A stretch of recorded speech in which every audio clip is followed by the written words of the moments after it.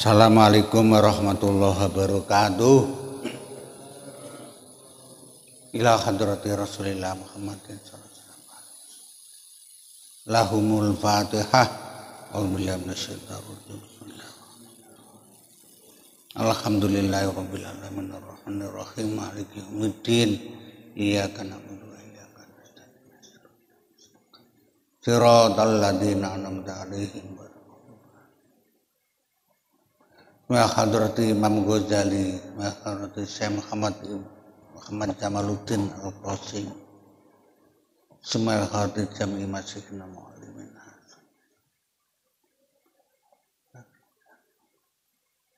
wa hadrati abaina wa ummatina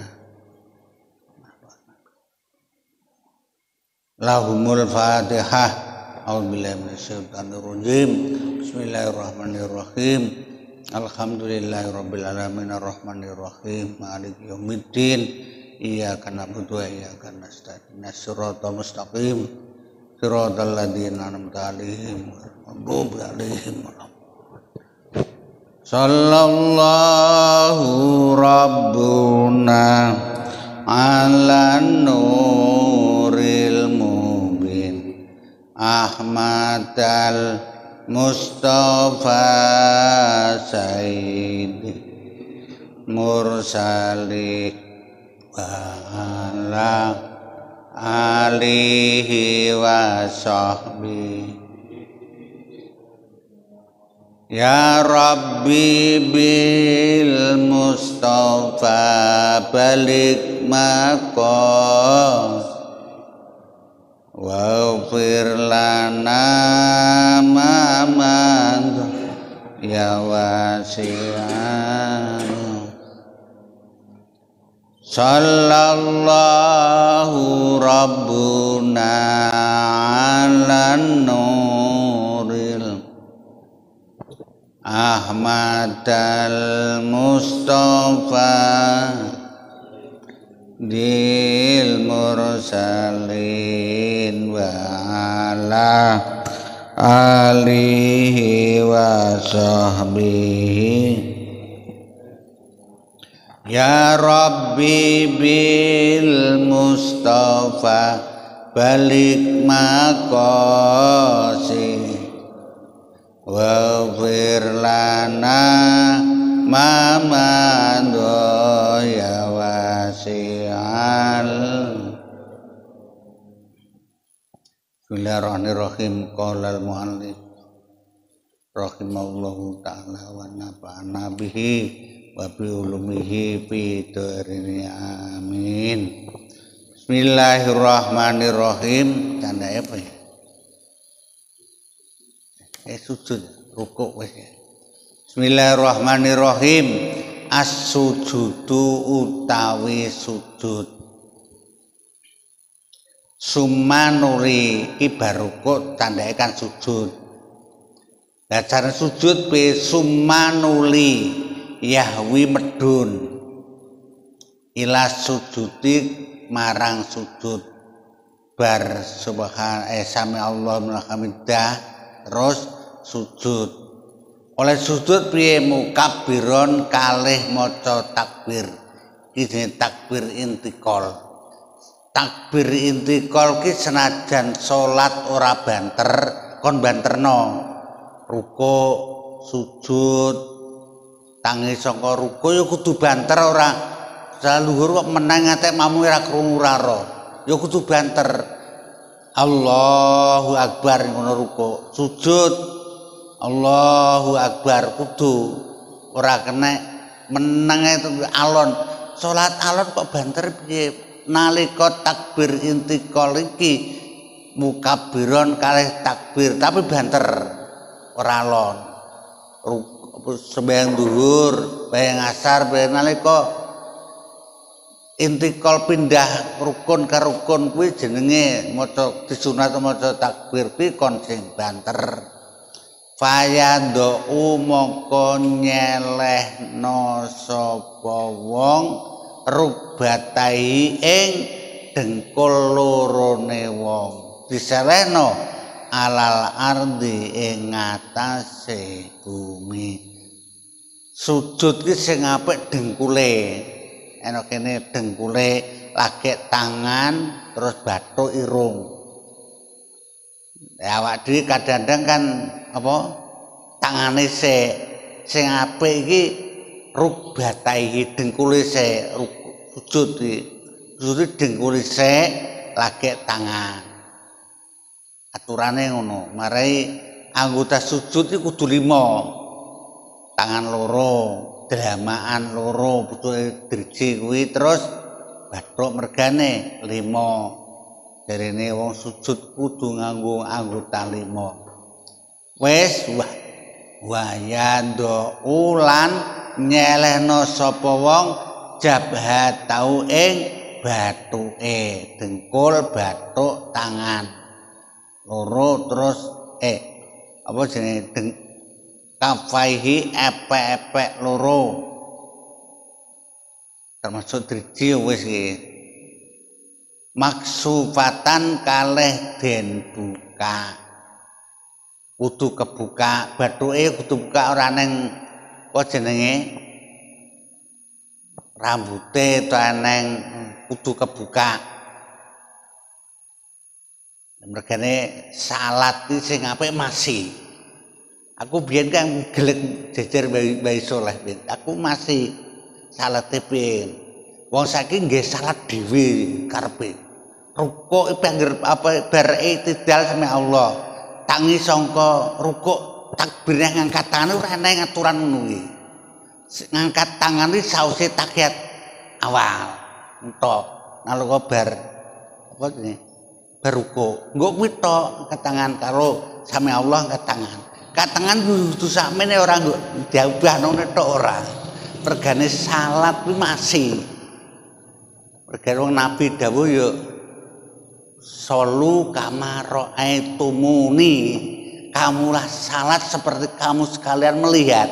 Lah awak dhewe ningali Nabi piye cara awak dhewe jauh dari Nabi yo masih wong sing diulang karo sahabat-sahabat Nabi. Lah saya tak wasi biyen iki aku salat sing ra iso sik piye Mbah Saleh piye nek salat Allah iki mantep tenan. Orang mantep ora kuwi sing ra iso aku. Allahu Akbar lagi plek aku rung iso kuwi. Regane salate masih ora gawe dhewe. Nggih salat dhewe apa angger bareng rukuk takbir niku ora eneng.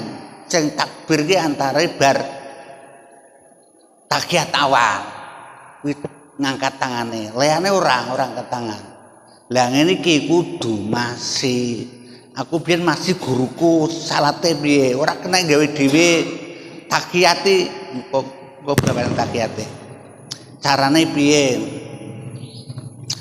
wala yarfa'u iki monggo ayu kabirulan takbir meneh takbir dikol nggih takbir kudu banter sedang salat alon asar kan alon duhur ya alon tapi kudu sing banter takbir intikal pindah dari rukuk ke sujud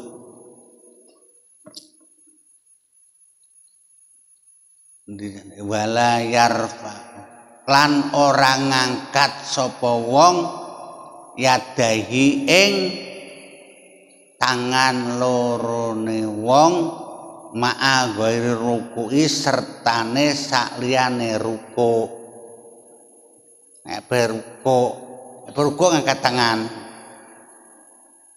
minal jinnati wan nas kudu eneng apa jenenge ora langsung ora sing apik leren kira subhanallah kecuali tarawih mari wong ngadat cepet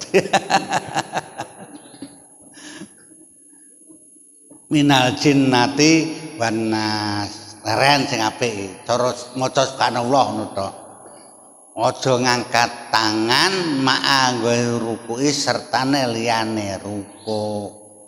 Nek perukuk ngangkat tangan. Terus wayu jafalan benggang sapa wong maro mirfaqaihi ing mirfaqon apa jenenge?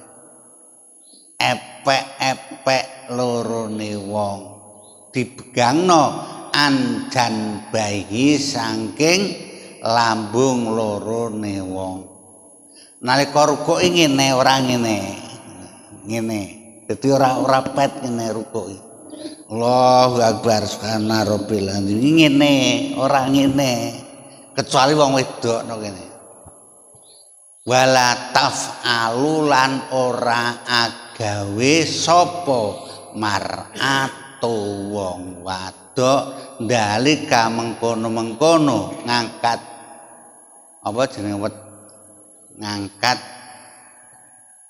apa epek-epek kok epek-epek wae jenenge mirfakun sikut ya sikut lorone wong ki wong wedok ngene wong lanang ngene rukuk lan sujud terus carane rukuk mergane salate masih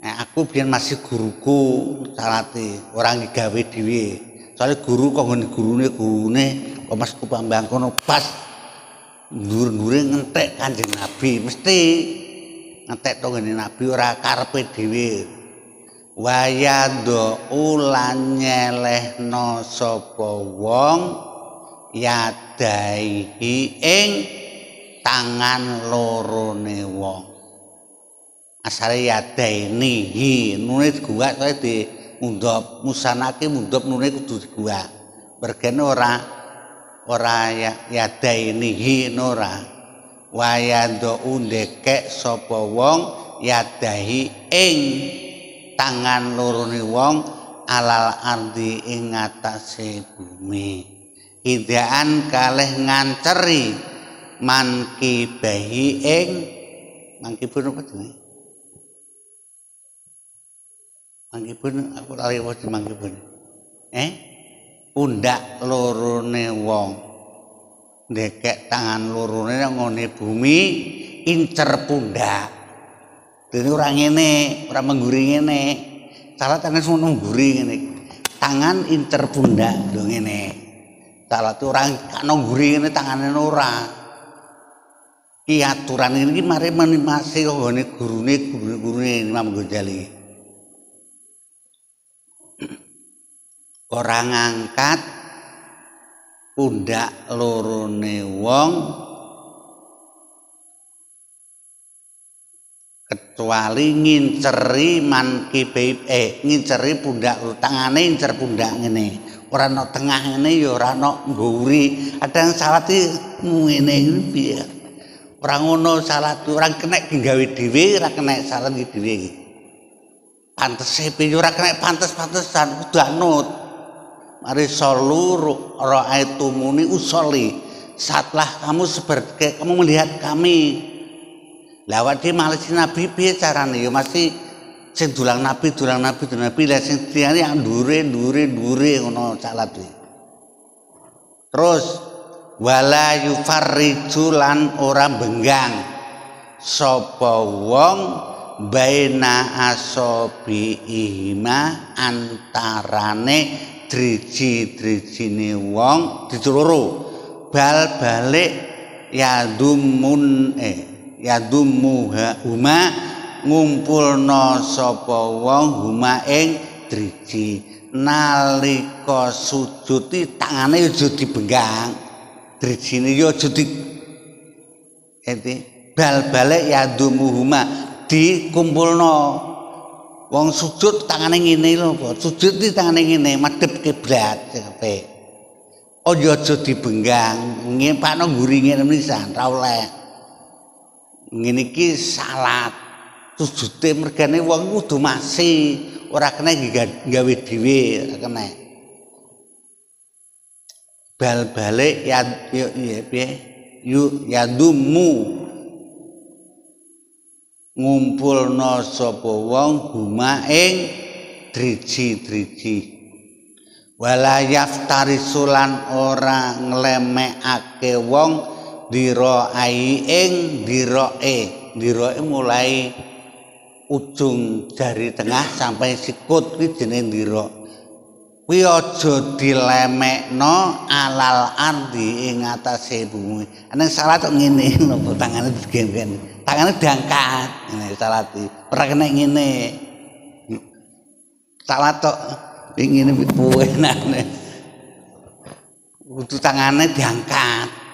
Diroknya itu harus diangkat ketika sujud. Ini babkan sujud. Wala yaftarisuran orang lemekake sapa wong dira aihi ing dira lorone wong diselehno alal ardi ing atase bumi. Megane kudu masih salat. Kadang ya masih tapi ora gelem manut ya amukan nggih dhewe salat. Salat kok nggih dhewe piye karepe? Tak engko takiat jan puru takiat tangan wis ngene. Ngono dikandari kon anut salat tuh dhewe ngene iki urung-urung ngene kuwi karepe sapa tau ngaji nggone sapa ben salat ora kena gawe dhewe kodang salat ana masjid Allah ulangane sapa ya terus wala endi sandhe wa ayyakulalan ngucap sapa wong subhana rabbiyal a'la nalika sujud muni subhana maha suci rabbi pangeran kula al a'la kang maha luhur ping pira salasan ping 3 wa in jada lamun nambahi fahasanun iku apik lebih dari 3 itu lebih baik kecuali yang ilane no kene illa kejaba ayakuna yen to ana sapa wong iku imaman imam kecuali imam ora kena nambah apik kuwi kecuali imam imam rapi lebih dari 3 eno Masjidil Karam iki ping 11 berkono kadung kagelagan makmum nang Masjidil Karam nding mari kono ping 11 matane mari aturane ngono kok paling banyak itu 11 kuwi kanggo wong ijen nek imam jane ora usah rasah ping 11 ping 3 nae merkene fa in jada mongko lamun nambahi sapa wong iku fa hasanun apik kecuali yen to ana sapa wong iku imaman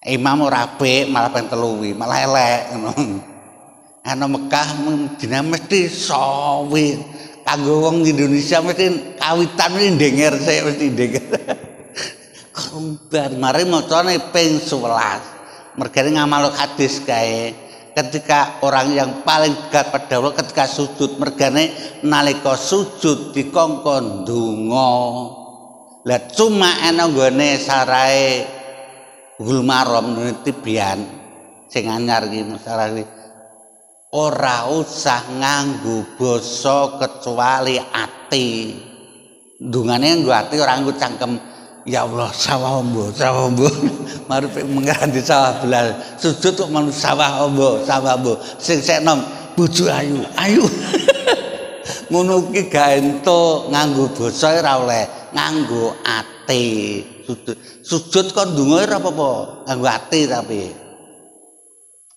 anak Gusti anak di anak mari iso oleh ndonga tapi rasa nganggo bahasa tapi nganggo ati ngono kuwi nang nggone sarae Bulughul Maram kan kono komplit Bulughul Maram iki babe kan bekeh kabeh kan dite terus sumanuli yarfa'u ngangkat sapa wong minas sujudi saking sujud lah carane sujud kudu fayat ma inna moko tumak ninah sapa wong kudu leren sujude subhana rabbiyal a'la wa bihamdih alim tidak tak ngono oleh sujud kuwi muni ngono kuwi jalisan kalih lungguh mu'tadilan kalih jejeg ngangkat sangka sujud dengan keadaan tumakninah dalam keadaan duduk jejeg Rabbi firli wil wa yarfa'u lan ngangkat sapa wong ra'sahu ing sirahe wong mukabbiron kalih takbir ana rabbil ala bihamdi Allahu akbar. Lah macane senajan takbir iki oleh kan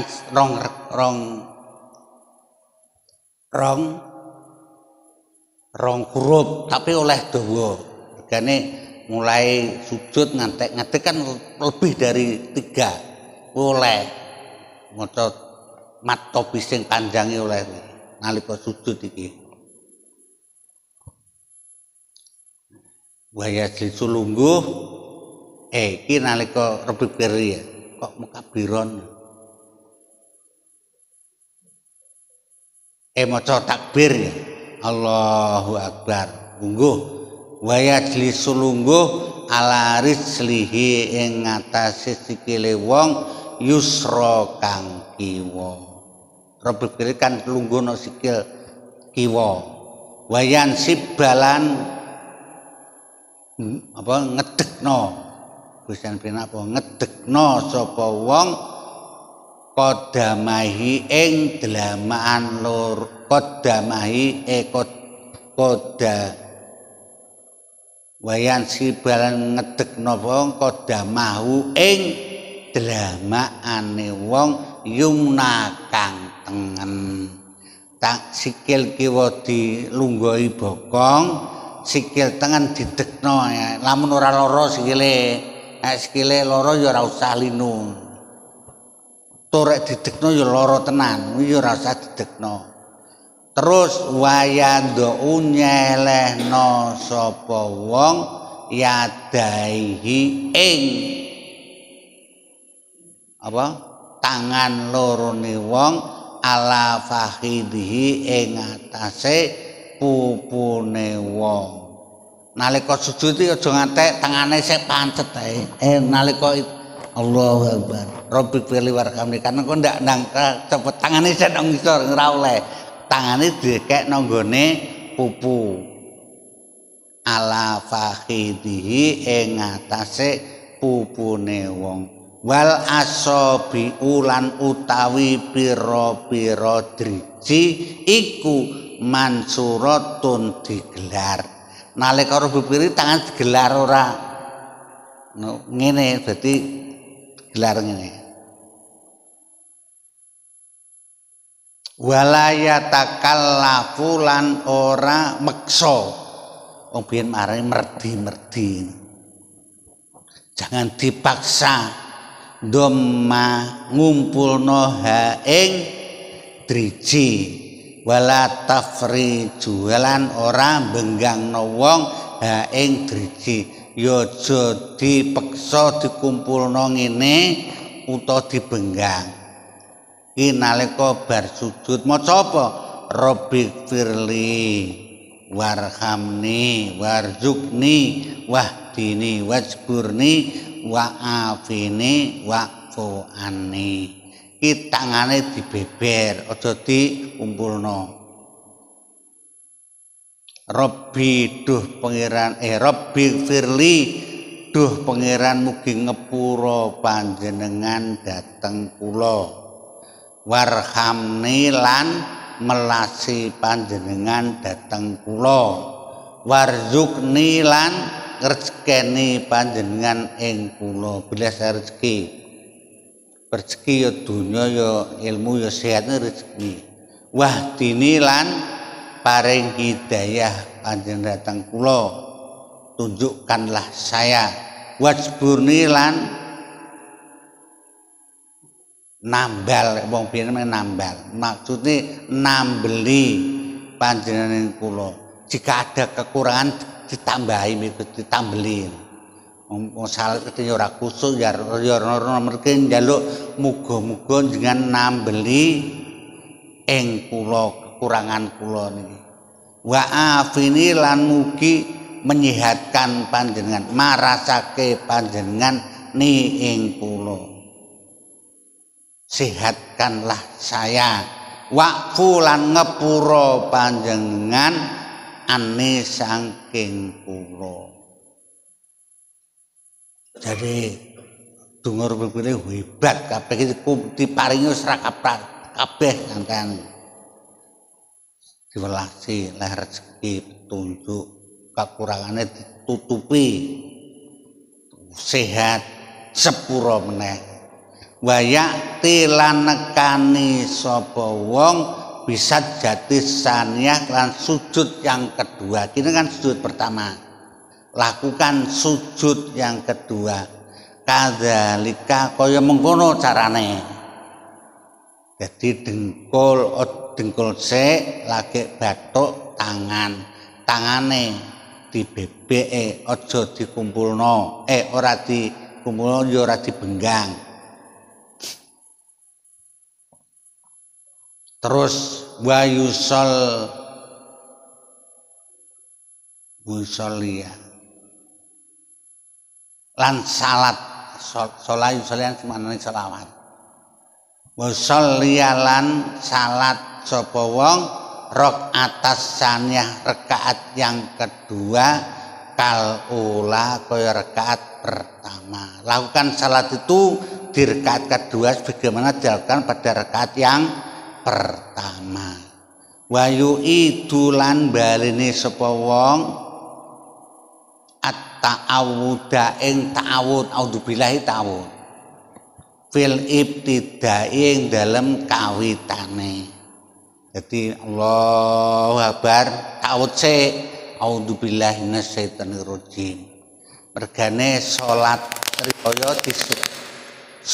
riyaya disunatno maca takbir. Kapan takbire? Takbire wis bar kabirau. Ora Allahu Akbar ora ngono, maca kabirau sik, aja maca ta'awud sik.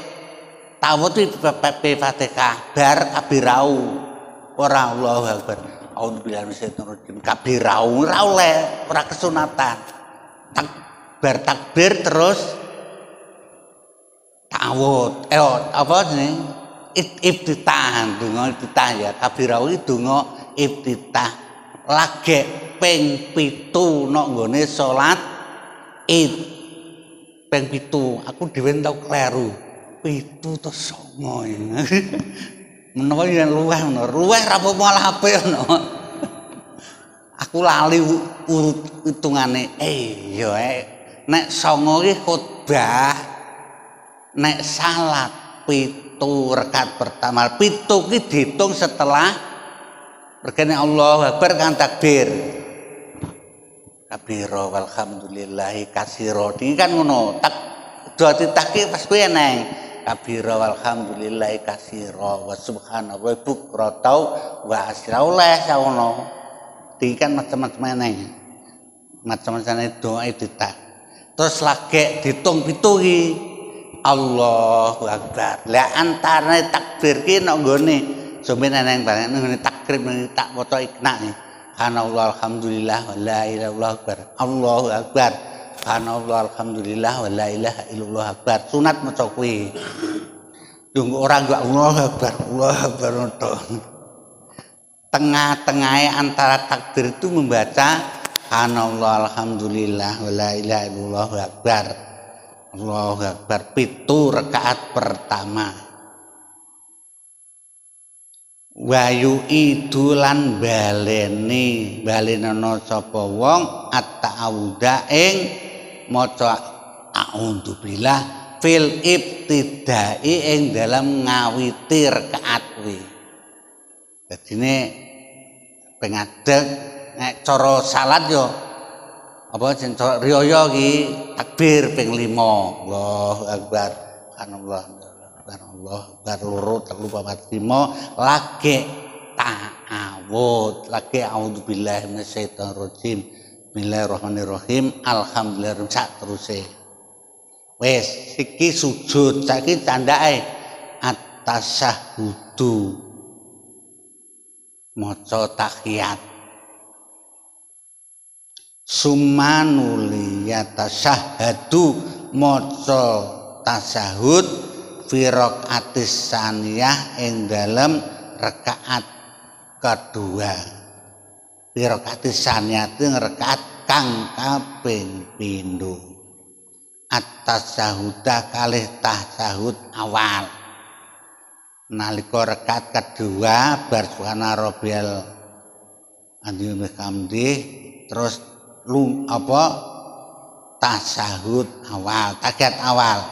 Sumanuli yusolli maca sholawat ala Rasulillah ing atase Rasulullah. Allahumma sholli ala Muhammad wa ala ali Muhammad wa ala alihi alaihi ing atase Nabi wasallam lan maca salam.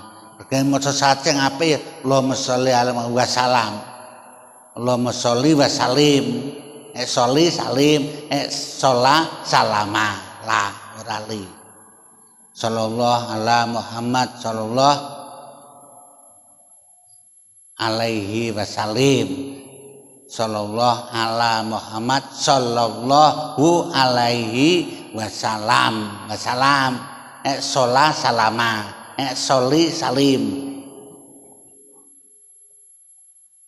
Allahumma sholli ala kene yo maca selawat salam yo salim mare perintah Quran ya ayyuhalladzina amanu shollu alaihi wasallimu.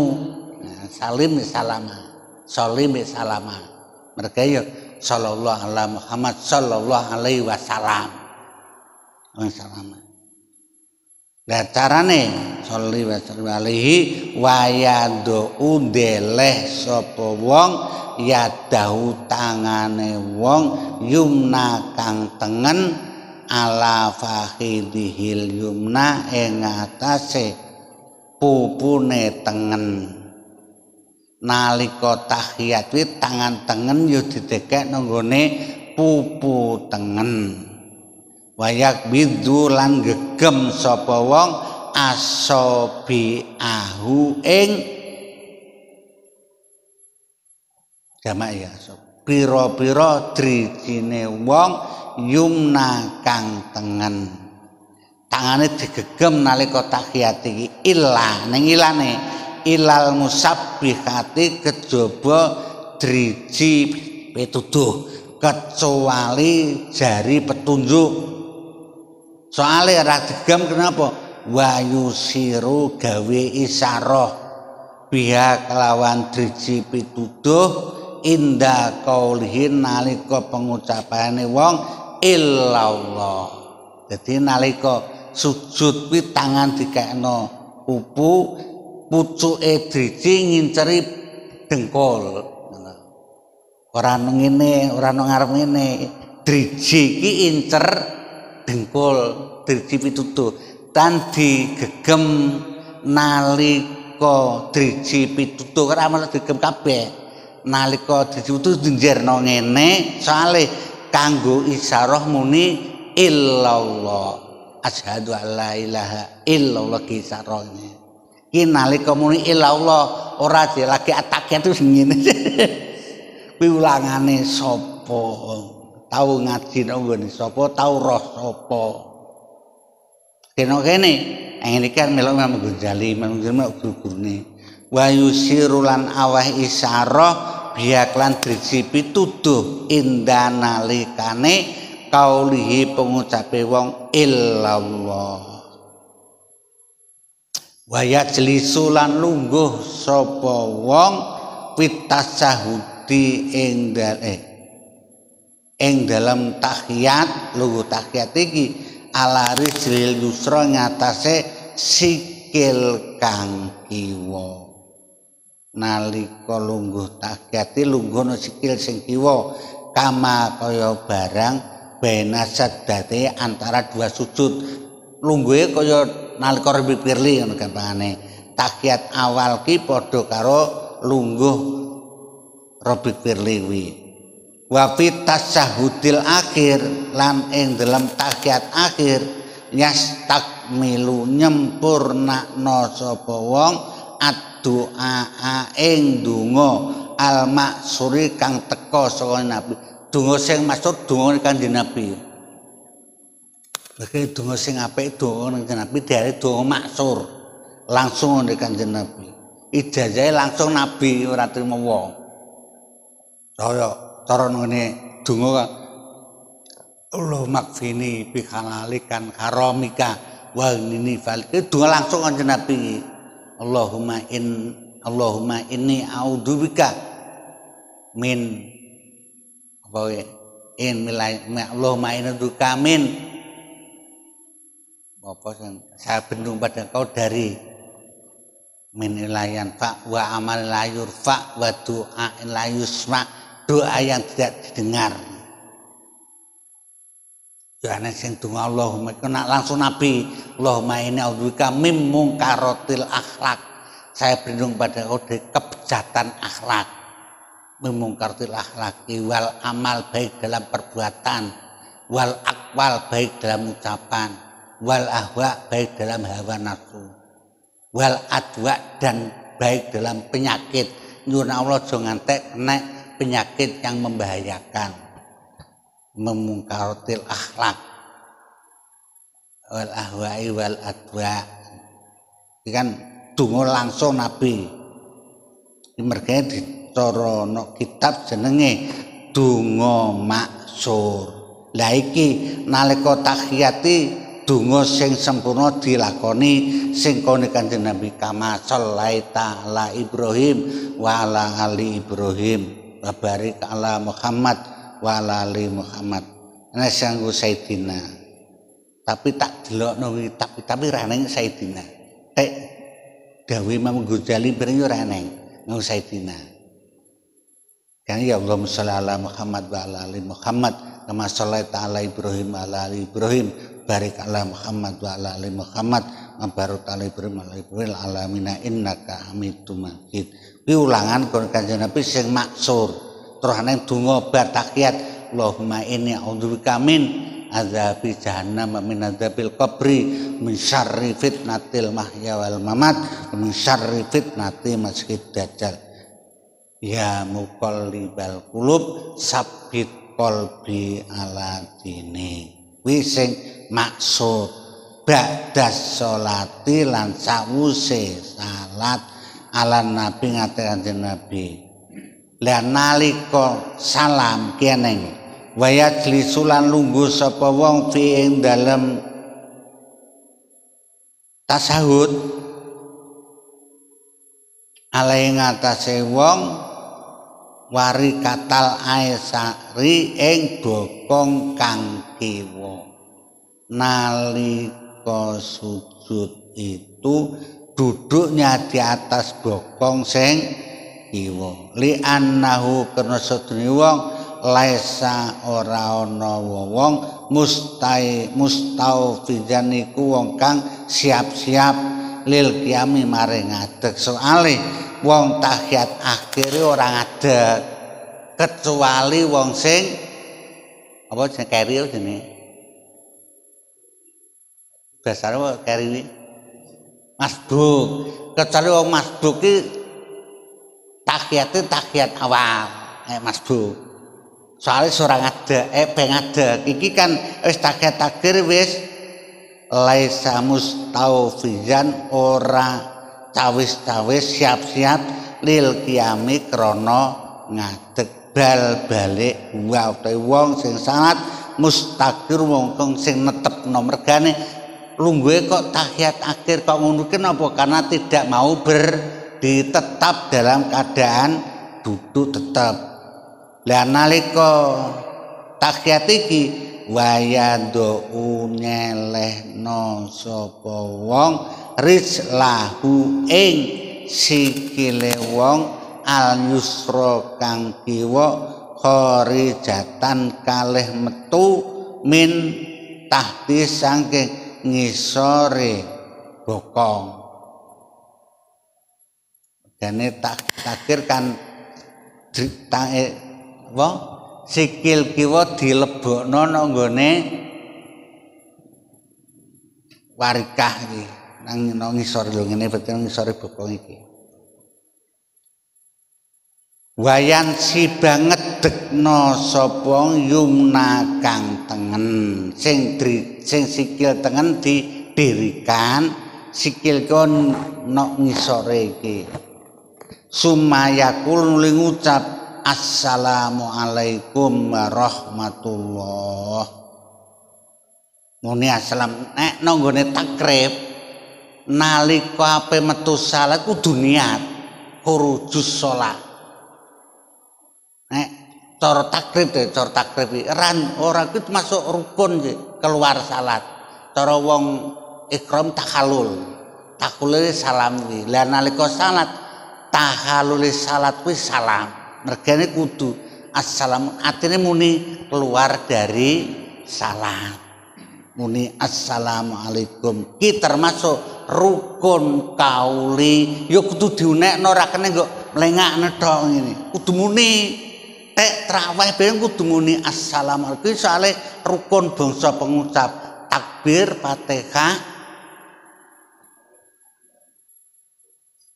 tahiyat terus salam iki kauli liyane iki ndohe batin nek regane kowe salah sekarang ora mlendhi ora temuni mare ora kauli soalé iki sunat munine iki sunat tapi tahiyat salam ki rukun sing bangsa pengucap takbir angkat tangan ki rukun apa sing sujud tahiyat ki kan rukun bangsa penggawean fi'li ora kauli kuwi wonge kudu muni ora kok salam ngene tok ora oleh ya kudu muni assalamualaikum warahmatullah ora tambah wa taala kuwi salat jenazah assalamualaikum warahmatullahi taala wabarakatuh kuwi salat jenazah kon muni ngono kuwi nanggone takrib ngono terus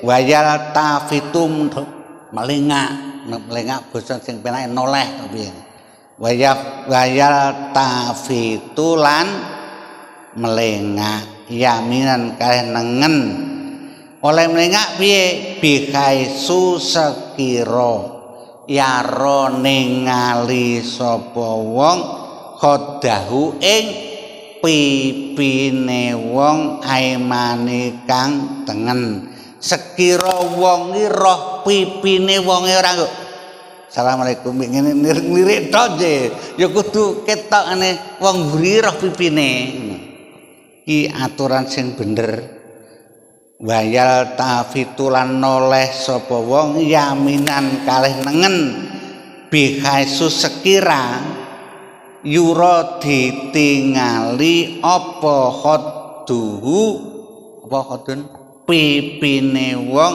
aimane kang tengen wasimalan lan noleh ke kanan kadzalika kaya mangkono nengen ngene ora kok assalamualaikum nglirik tok ditraweh parai nglirik ya kudu ngene ya kudu mlengak ya kudu muni ora ngene ati tok kaya maca Firli ora muni ora apa-apa tapi nek kauli sing rukun ya kudu krungu paling tidak awake kudu krungu nang ngene pekeh ngene wayan wi lan niat sapa wong bisalami nalika salam niat salam ngene sapa man ing wong ala yamini ing atase tengene wong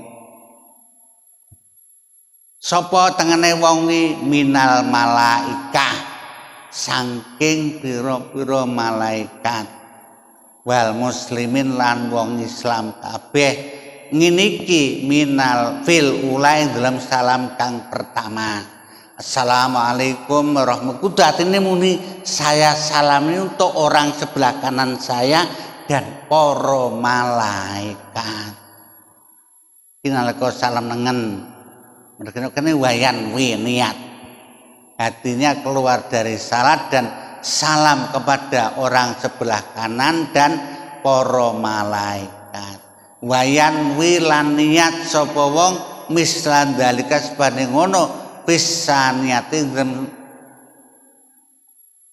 salam yang kedua nalika ngiwa ya ngono niate nanggone takrib niat jawab salame orang sebelah kanan kan sing sebelah kirinya kan assalamualaikum dan niate iki waalaikumsalam jawab salamnya sebelah kirinya itu wala yarfa'ulan orang banterno sapa wong sautahu ing suarane wong illa kecuali bikoti kira-kira ma barang yusma'u kang aweh pengrungu ruhau ing awak dhewe ne wong rukone awake wong sekira dia mendengar ngeto ora usah banter nalika makmum lho iki makmum assalamualaikum ora usah salam assalamualaikum ora usah banter ngono ya sekira dirinya sudah mendengar al-manhiyat larangan yang harus dijaga ketika sholat wallahu a'lam bishawab subhana rabbika Rabbil izzati amma yasibun wassalamun alal mursalin walhamdulillahi rabbil alamin. Ini kudu dielingno wong salat ora kena gawe dhewe. Mun sing dielingno ya ora gelem iki. Pancet tesean. Ora usah angkat tangan nalika bar rukuk yang bar rukuk kok Allah ora usah ngangkat tangan ketika setelah tahiyat awal. Ngono ki ene ngaturane ora kene gawe dhewe. Terus ngono tambah ora eneng tambah ganjar malah dosa. Nambahi rukun berarti, nambahi perbuatan. Assalamualaikum warahmatullahi wabarakatuh. Alhamdulillah.